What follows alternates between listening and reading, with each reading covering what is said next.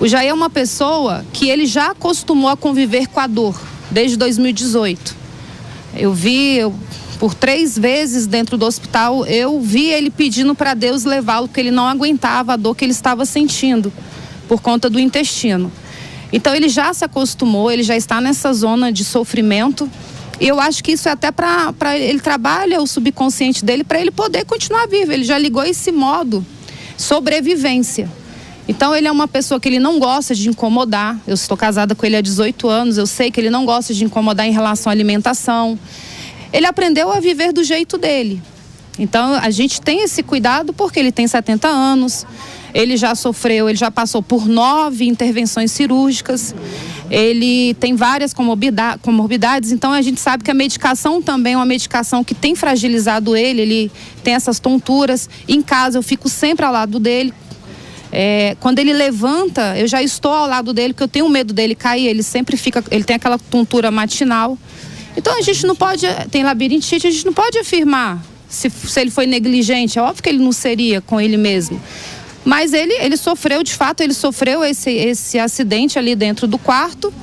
E o que mais me chamou a atenção, porque eu procurei sim, eu procurei o perito, eu procurei o delegado, eu gostaria de saber exatamente, eu pedi o relatório para a Polícia Federal, eu gostaria de saber exatamente o momento que foi aberto o quarto dele. E a gente sabe que o quarto dele é aberto às 8 horas da manhã para ele tomar a primeira medicação do dia.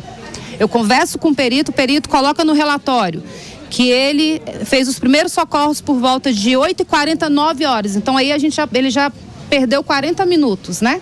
Se abrir o quarto 8 horas, então ele teve que esperar o médico da superintendência chegar 8h40. Eu converso com o delegado, ele me fala que abriu o quarto dele 7h20 da manhã. Então não está batendo. Então a gente vê que pela lei de execução penal, realmente não tem uma agilidade para atendê-lo numa emergência. Para você chegar pelas ondas da rádio, estamos ouvindo neste momento a ex-primeira-dama Michele Bolsonaro falando sobre a situação de Jair Bolsonaro, que deixou o hospital e foi para a superintendência da polícia. Não, porque ele tem uma pequena janela no quarto. E ele lembra que estava escuro, tanto que ele fala que não sabe se estava amanhecendo, se já era por volta de 4, 5 da manhã, ou se era, ele não sabe. A gente não conseguiu tirar muita informação dele, porque ele ainda estava tonto, ele estava bem apático quando eu encontrei com ele. O que me preocupou foi o machucado no dedo dele, que realmente foi um machucado, uma lesão que estava sangrando. Eu não consegui entender como que ele caiu. Eu fiquei com aquele episódio que eu até relatei para vocês ontem, que eu suspeitava de uma crise epilética, porque foi bem feio, né, o quadro que ele teve aqui no hospital. Mas enfim, não... Dores, como é que tá o estado psicológico dele também? Ele está abalado, né? Não tem como ficar bem na situação que ele está, não tem como ficar bem tomando medicação por 9 meses. Então ele não está. Ele sente dores, ele convive com a dor, ele consegue. Conseguiram falar com ele tanto antes quanto depois? Não, apenas 30 minutos ontem, que foi o nosso direito. Hoje a gente não foi permitido estar com ele, nós viemos para cá até achando que nós poderíamos estar com ele. Ele já subiu direto para os exames de imagem e ele conseguiu fazer o eletro no quarto, mas a gente foi impedido de entrar. A domiciliar é a solução? Com certeza eu estaria não. Eu estou com ele e eu quero cuidar do meu marido. Eu quero cuidar do meu marido. A defesa vai reforçar o pedido de prisão dele? Vamos reforçar, até porque não tem justificativa para ele estar preso.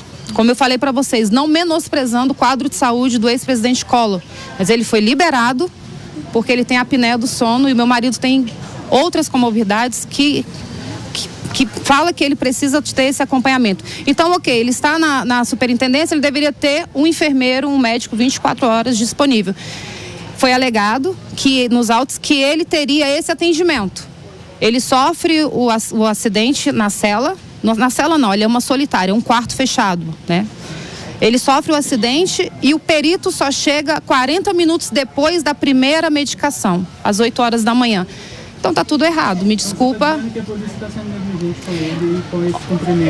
Olha, eu tô falando para vocês que ele deveria estar em casa, ele não deveria estar numa solitária com 70 anos e com vários problemas de saúde que precisam ser administrados, tanto a alimentação quanto a medicação. A gente está focando muito no posterior, vem cá, Michele, em cima de um fato ocorrido.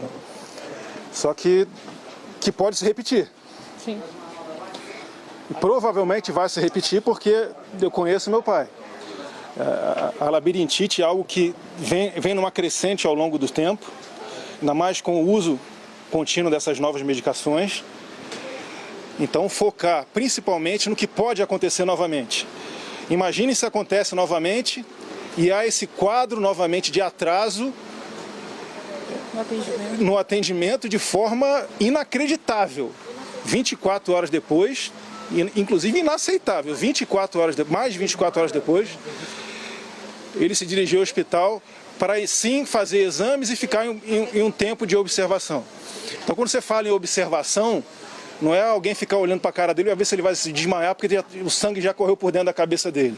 A observação ela tem que vir acompanhada de um quadro profissional com equipamentos a serem habilitados para assim terem um quadro inicial do que está acontecendo. Você acha que essa demora do ministro foi proposital?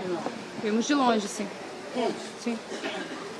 O senhor acredita que essa demora foi proposital do ministro? Não, o que eu acredito é o seguinte, o que está nos autos não é o que está acontecendo na vida real. Você tem que seguir o que está nos autos para que a garantia de uma pessoa continue existindo. E infelizmente isso não é o que está acontecendo. Então é lógico que nos leva a crer que há alguma coisa de errado. Porque eu acredito na competência da Polícia Federal, acredito na competência dos envolvidos, mas há muitos quadros estranhos que estão acontecendo que nos levam a crer, que nos levam a desconfiar que a melhor situação no momento é ele se acompanhar dentro de casa da sua esposa, da sua filha, da sua família, porque provavelmente é um acidente que vai acontecer novamente. Isso nos deixa totalmente aflitos nesse momento. Carlos, a PF decidiu que nesse momento não tem como resolver a questão do ruído do ar-condicionado. Isso pode ser mais um ponto também? Ele não dorme, né? Ele não dorme. Ele fala comigo, com a Michelle ali, a gente conversa depois que cada um entra, durante seus 30 minutos, a gente conversa muito depois ali.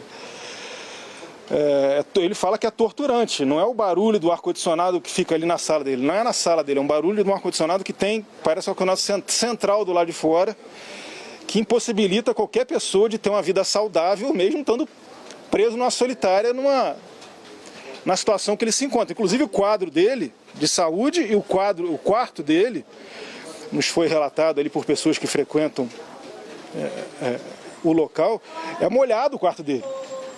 E não é que ficou molhado e passou o pano secou, não. Continua sendo molhado o tempo inteiro porque possivelmente há outros problemas estruturais que não são sanados. Então, parece que é alguma coisa que é proposital, porque não é possível você tratar uma pessoa, um ex-presidente, dessa maneira. Não sendo acesso ao quarto, Não, separado.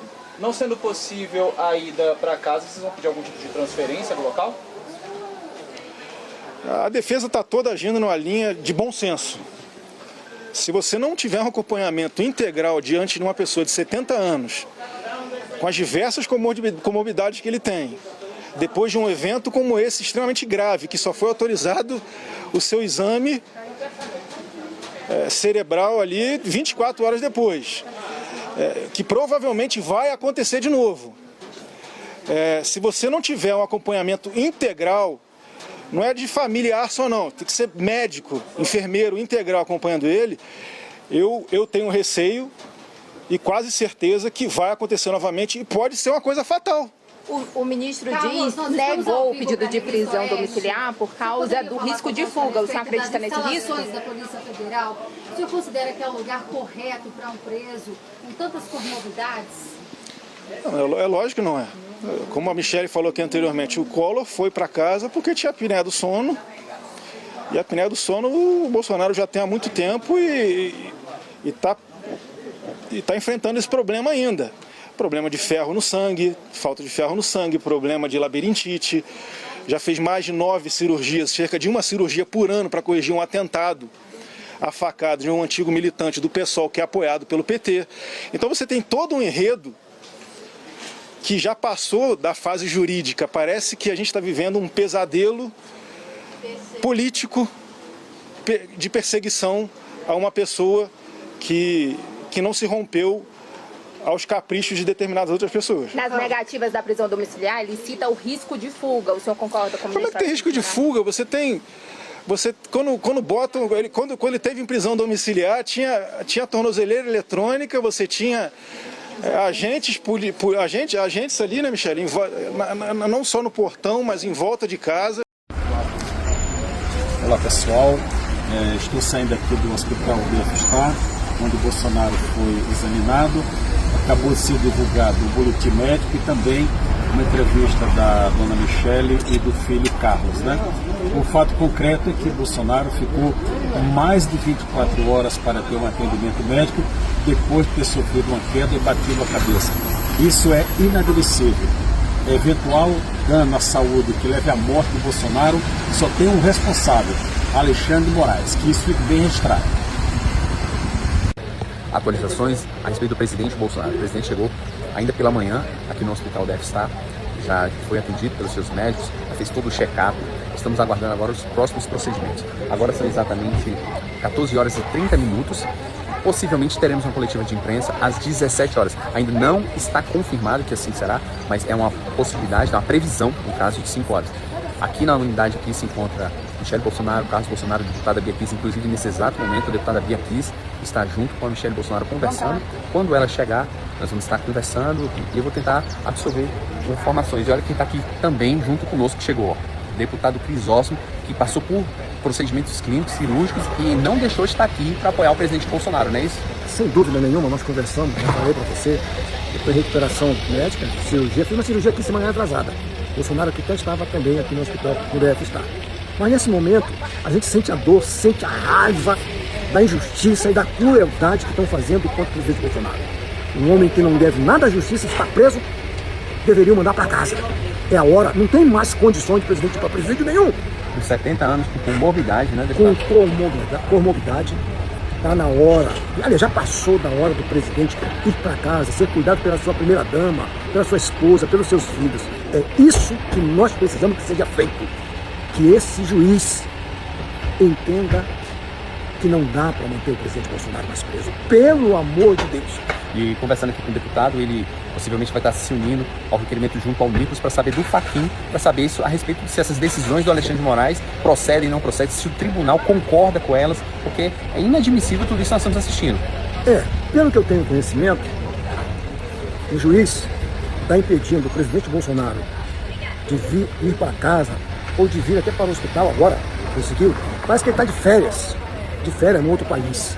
E mesmo assim, fora da função de férias a pessoa não pode agir. Não é cabível, gente, pelo amor de Deus. É hora do Brasil dar prumo para a nossa nação. Não há condições mais de qualquer autoridade fazer qualquer coisa fora do que está escrito na Constituição. Chega!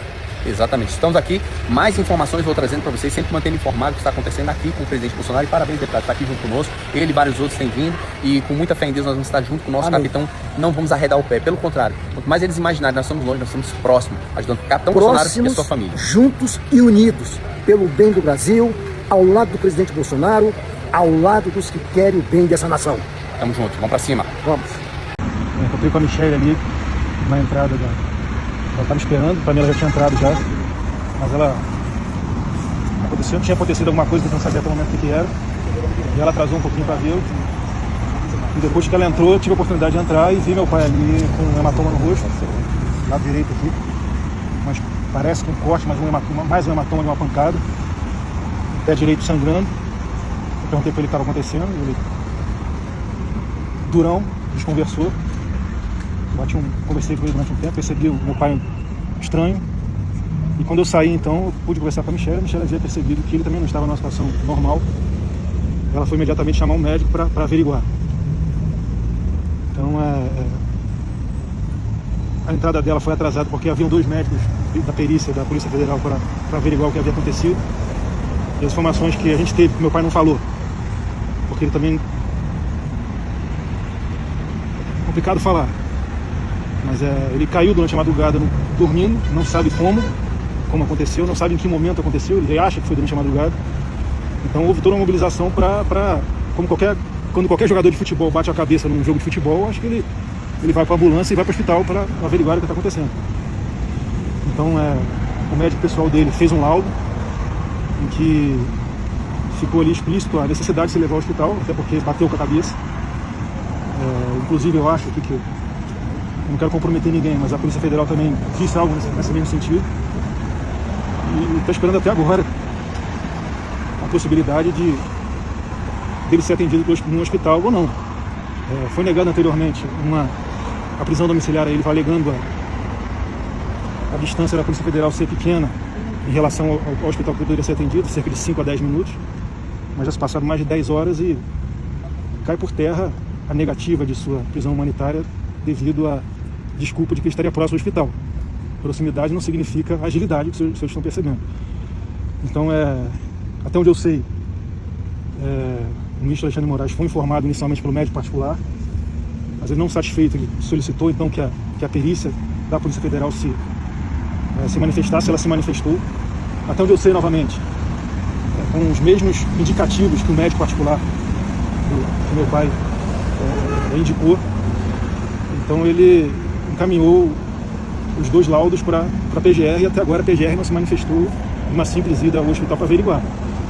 Mas é preocupante porque a gente não sabe o que pode acontecer.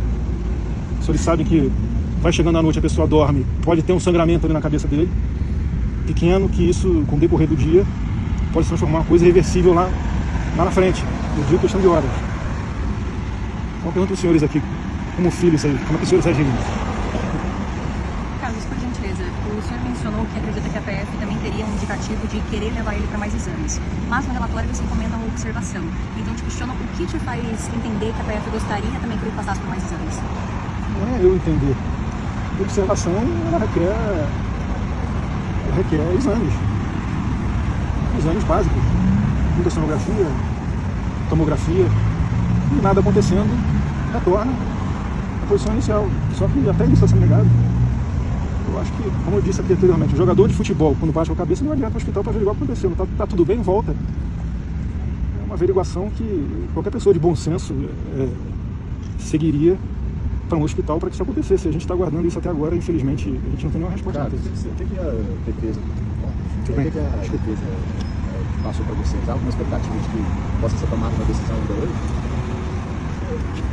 O pessoal está estarrecido, porque quando alguém cai e bate com a cabeça, as coisas têm que acontecer para garantir a saúde da pessoa. E a Polícia Federal não dispõe aqui, com todo respeito, dos quesitos aí para se averiguar uma situação de observação após bater a cabeça. Os senhores sabem que não é assim que funciona uma situação normal com a pessoa que bate a cabeça, pelo amor de Deus. É uma situação delicada. Eu conversei com ele ali hoje de manhã. Ele falou para mim que inicialmente, quando ele veio para cá, o quarto dele é um quarto úmido, molhado, inclusive, e que esse problema não foi corrigido também. Eu vejo uma situação totalmente insalubre, uma situação normal. Imagina para uma pessoa que pode estar acontecendo alguma coisa mais grave. Não digo só contra a presidência da República, não. É contra uma pessoa normal, eu tenho certeza absoluta. Que um traficante, se tivesse batido a cabeça na cadeia, ele estaria no hospital hoje em dia. E, infelizmente, não é o que está acontecendo. É inacreditável. E o barulho do ar-condicionado permanece? Não é só o barulho do ar-condicionado, não. Tem diversas outras situações escritas por ele, que ele solicitou que se averiguasse. Não é uma questão de barulho do ar-condicionado. Até com todo respeito com a senhora aqui, não é barulho do ar-condicionado. É um som constante que irrita qualquer pessoa. Isso é insalubre. Então, você falar somente em barulho de ar-condicionado é um pouco vazio. Não, eu falei, e também barulho... Não quero. Eu estou só acrescentando talvez o que a senhora está dizendo. Então, estou vendo aqui meu pai definhando na cadeia, uma situação extremamente anormal, até para uma pessoa de alta periculosidade, que não é o caso. Eu quero estar perto, quero estar junto, como em todos os momentos eu estou perto, estou junto. A Michelle voltou agora para casa, que eu fui fazer uma comida para entregar para ele, que ele ficou o dia inteiro sem comer.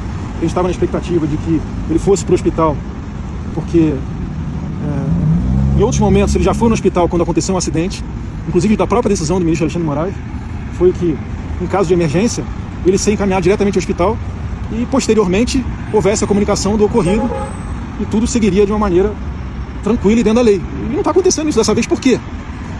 A própria Polícia Federal, ela fica perdida o que fazer. E ele não se alimentou até agora? Como é que está o estado? Até agora não se alimentou. A Michelle traria uma comida para ele. Não sei como é que está o estado alimentado, com todo respeito ao senhor, porque eu tive só 30 minutos com ele hoje aqui. Ele quer admitir o remédio dele?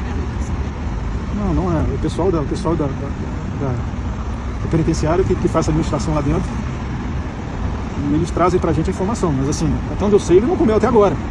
E alguma estratégia sendo ventilada por defesa, alguma coisa? Porque tem que esperar a PGR, né? Mas apesar disso. Que estratégia que a senhora teria, com todo respeito? Eu fico olhando aqui.